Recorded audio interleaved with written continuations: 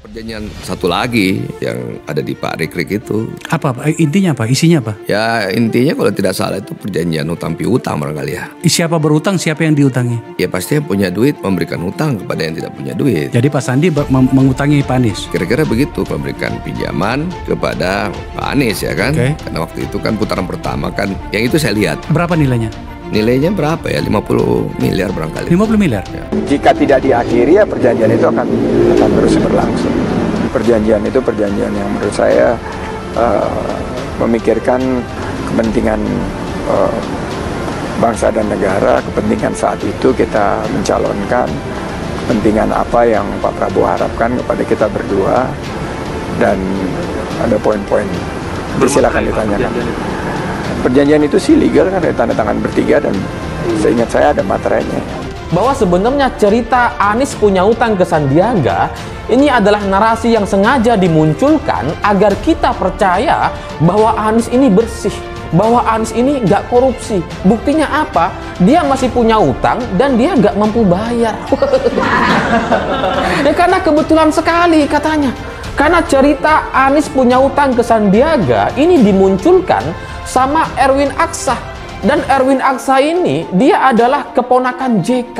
Sementara JK adalah pendukung utama Anies Baswedan. Sebetulnya menurut cerita Erwin Aksa, dia adalah tim suksesnya Sandi.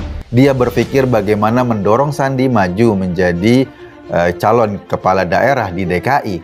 Tapi waktu itu dia mencari pasangan, siapa yang mau dipasangkan dengan Sandi. Ketika dia menjumpai Anies Baswedan, Anies nawar, kalau nggak jadi gubernur gue nggak mau. Artinya dia nggak mau dalam posisi wakil. Sandi mengalah.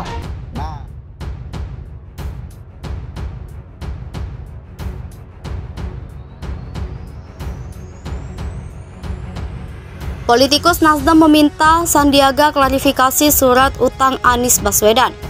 Wakil Ketua Umum Partai Nasdem Ahmad Ali menanggapi surat pernyataan utang Anies Baswedan kepada Sandiaga Uno saat maju dalam pemilihan Kepala Daerah DKI Jakarta 2017 lalu. Menurut Ali, surat itu merupakan jawaban atas isu pembiayaan dana kampanye yang belakangan ini ramai dibicarakan.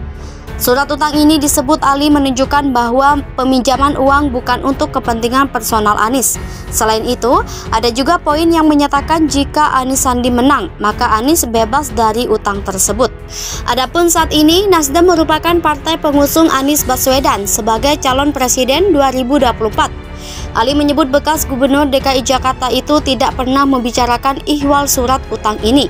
Kendati demikian, Ali menilai beredarnya surat perjanjian utang itu mestinya sudah bisa menjawab semua tuduhan dan pernyataan publik. Sebelumnya, surat utang Anies Baswedan ke Sandiaga Uno senilai 50 miliar rupiah viral di media sosial. Surat utang ini awalnya diungkap oleh Wakil Ketua Umum Partai Golkar Erwin Aksa.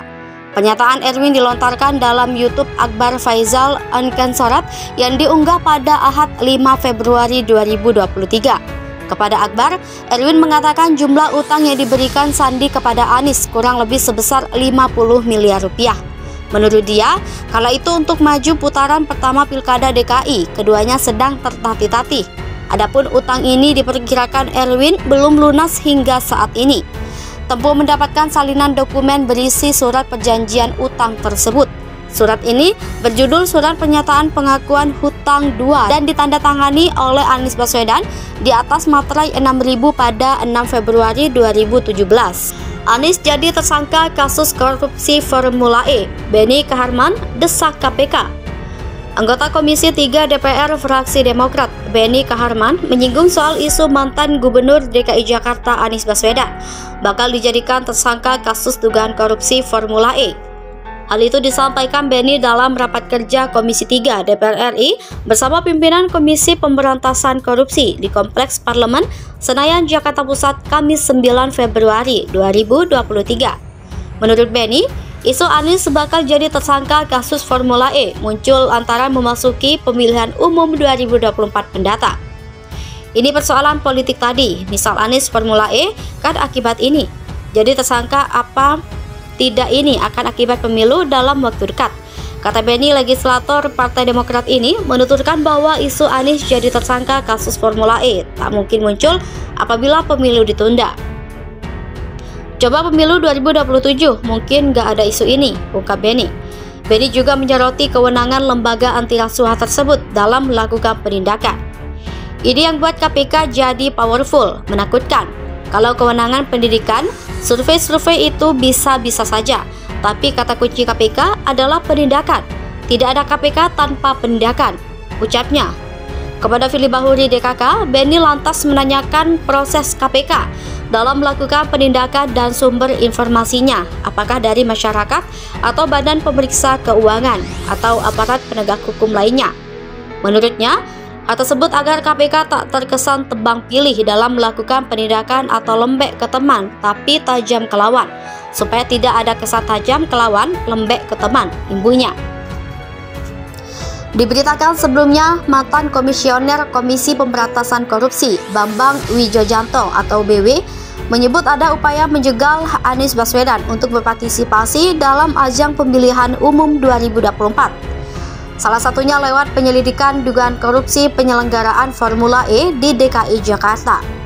BW menduga KPK telah menyebarkan kebohongan ihwal pertemuan 3 pimpinan dengan Badan Pemeriksaan Keuangan. Dia menyebut pertemuan tersebut bukanlah berasal dari undangan BPK seperti yang diucapkan oleh KPK. Ada indikasi kebohongan yang secara sengaja ditebar dan disebarkan bahwa kehadiran 3 pimpinan KPK atas undangan BPK, tetapi informasi lain menyatakan pimpinan KPK sengaja datang ke BPK pasca dilakukan ekspos kasus Formula E di internal KPK. Kata BW lewat keterangan tertulis Kamis 26 Januari 2023. Dalam sejarah KPK, menurutnya tidak lazim apabila inisiatif ekspos justru berasal dari KPK. Terlebih belum ditemukannya alat bukti yang cukup atas kasus Formula E. Ditambah, tahapan pemeriksaan kasus Formula E baru sampai di tahap penyelidikan. Dari selentingan informasi yang didapatnya pula, BW menyebut pada waktu ekspos di BPK terjadi selisih paham antara pimpinan KPK yang hadir dengan jajaran penindakan, di mana Satgas Penyelidikan bersikeras atas 7 kali hasil ekspos yang menyimpulkan belum adanya cukup bukti untuk menaikkan kasus Formula E ke tahap penyidikan. BW turut menyinggung soal Deputi Penindakan Karyoto dan Direktur Penyelidikan KPK Endar Priyantoro yang dilakukan kepada Dewan Pengawas KPK. Dia menyebut laporan tersebut ada indikasi terjadi disebabkan keduanya berselisih dengan pihak yang memaksakan ekspos terhadap Formula E. Selain itu, BW berujar Anies Baswedan juga diserang melalui jalur lain.